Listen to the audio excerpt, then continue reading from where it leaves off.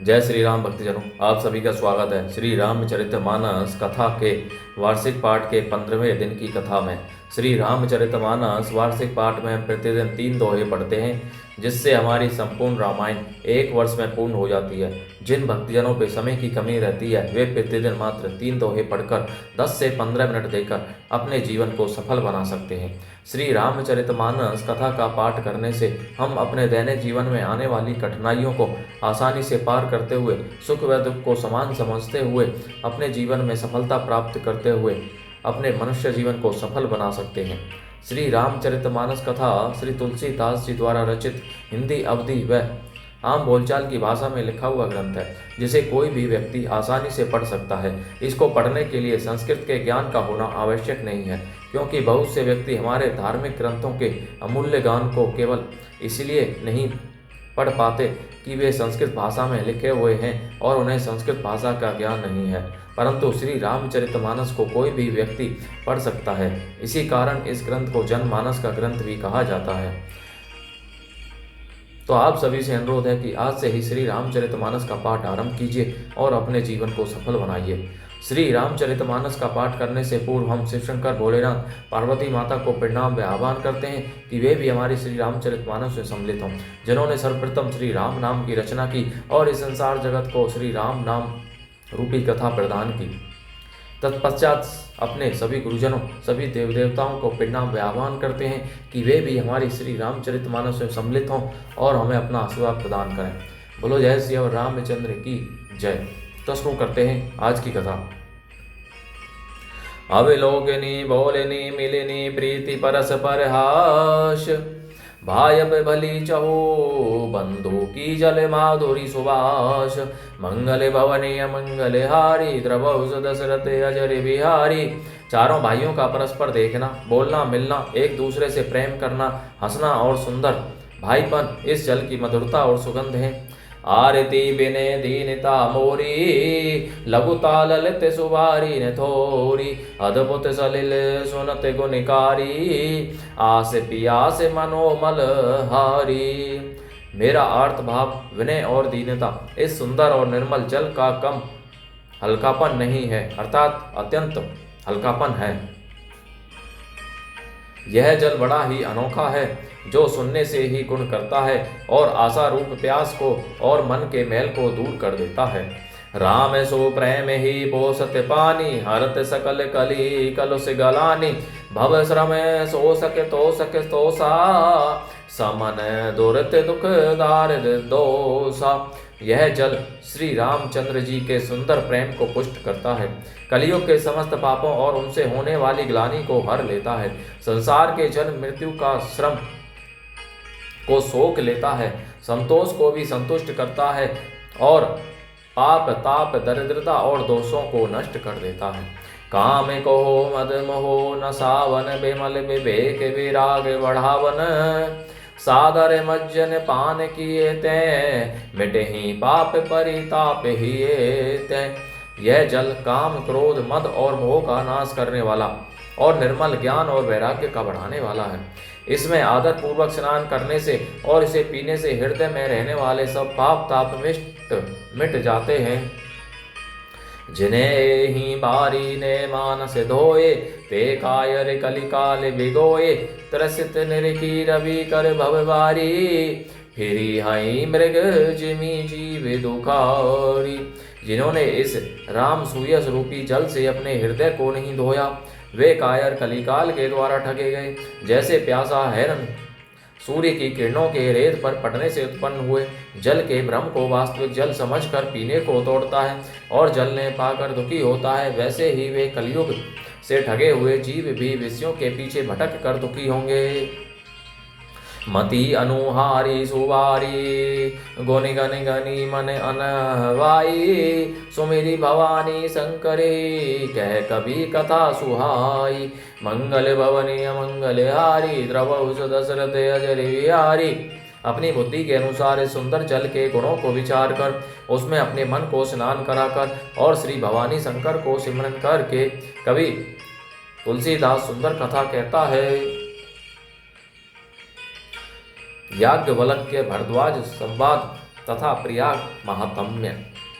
अब रघुपति पद पंकरो ही धरी पाई प्रसाद, कहूँ जुगल मुनि बरिय कर मिलन सुभग संवाद। मंगल भवनी अमंगल हारी द्रवौ दशरथ अजर विहारी।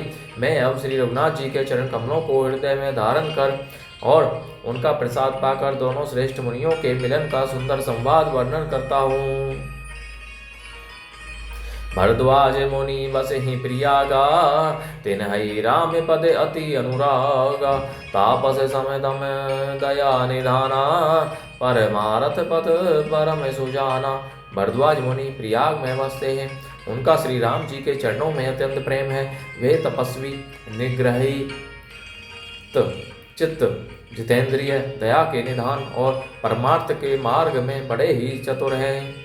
माघ मकर गत रवि जब होई, तीर्थ पति ही आप सब कोई। देव धनुज किन्नर नर श्रेणी, सादर मध्य ही सकल त्रिवेणी। माघ में जब सूर्य मकर राशि पड़ जाते हैं, तब सब लोग तीर्थराज प्रयाग को आते हैं। देवता, दैत्य, किन्नर और मनुष्यों के समूह सब आदर पूर्वक त्रिवेणी में स्नान करते हैं।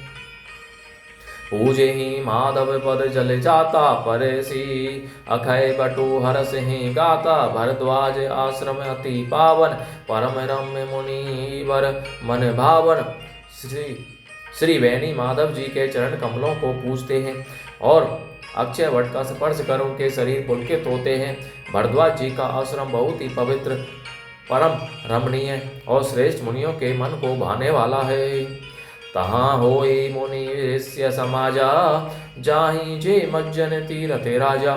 मज्ज ही प्रात समेत उछाहा, कहीं परस पर हरि गुण गाहा। तीर्थराज प्रयाग में जो स्नान करने जाते हैं, उन ऋषि मुनियों का समाज वहाँ भरद्वाज के आश्रम में जुटता है। प्रातःकाल सब उत्साह पूर्वक स्नान करते हैं और फिर परस्पर भगवान के गुणों की कथाएं कहते हैं। ब्रह्म निरूपण धर्म विधि वरन ही तत्व विभाग, कहीं भगति भगवंत के संयुत ज्ञान विराग। मंगल भवनीय मंगल हारी, द्रवौ दशरथ अजर विहारी। ब्रह्म का निरूपण, धर्म का विधान और तत्वों के विभाग का वर्णन करते हैं तथा ज्ञान वैराग्य से युक्त भगवान की भक्ति का कथन करते हैं। एही प्रकार भरी माग नहाई, पुनि सब निज निज आश्रम जाहि। प्रति संवत अति होई आनंदा, मकर मज्जी गव नहीं मुनि वृंदा। इसी प्रकार माघ के महीने भर स्नान करते हैं और फिर सब अपने अपने आश्रमों को चले जाते हैं। हर साल वहाँ इसी तरह बड़ा आनंद होता है। मकर में स्नान करके मुनिगण चले जाते हैं। एक बार भरी मकर नहाए, सब मुनि से आश्रमन है सिधाए। जाग बलक मुनि परम विवेकी, भरद्वाज राखे पद टेकी। एक बार पूरे मकर भर स्नान करके सब मुनीश्वर अपने अपने आश्रमों को लौट गए। परम ज्ञानी याज्ञवल्क्य मुनि को चरण पकड़कर भरद्वाज जी ने रख लिया। साधर चरण सरोज पखारे, अति पुनीत आसन बैठारे। करी पूजा मुनि सुज शुभ खानी, बोले अति पुनीत मृत्यु बावनी।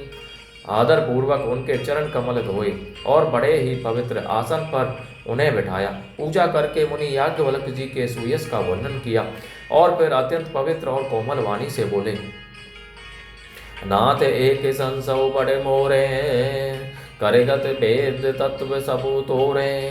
कहते सो मोही लागत भैला जा, जौने कहूँ बड़े कोई अकाजा। हे नाथ, मेरे मन में एक बड़ा संदेह है।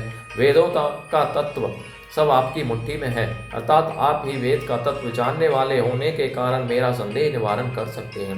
पर उस संदेह को कहते हुए मुझे भय और लाज आती है।